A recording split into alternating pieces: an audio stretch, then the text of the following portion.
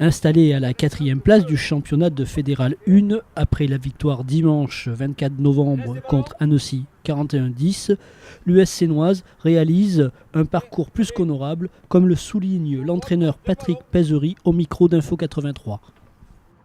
Globalement, c'est un parcours qu'on peut qualifier de très honorable. Je crois que depuis 4 ans, c'est la première fois que l'US Sénoise aura cette avance au classement britannique. Donc on est globalement assez satisfait lorsqu'on voit la production qu'on a réussi à prendre. Hormis un faux pas contre Chalon, dans l'ensemble, on a un parcours qui est vraiment très intéressant. Les phases de retour débutent dès ce dimanche avec la réception de la Voulte et malgré des déplacements périlleux à Mâcon et au Pays d'Aix, la Seigne entend rester accrochée solidement à cette 4e place qualificative pour le Jean Prat.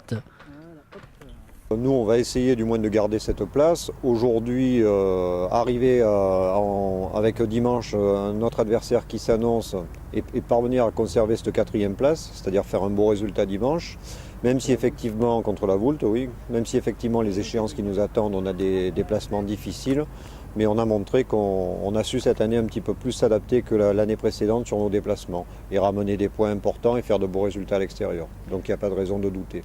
Au-delà de l'aspect sportif, le club de rugby sénois rassemble une multitude de bénévoles, d'où l'importance pour l'entraîneur de se maintenir dans l'élite amateur du rugby français. Parce que derrière cette vitrine qui constitue l'équipe première, il y a tout un club avec tous ces bénévoles.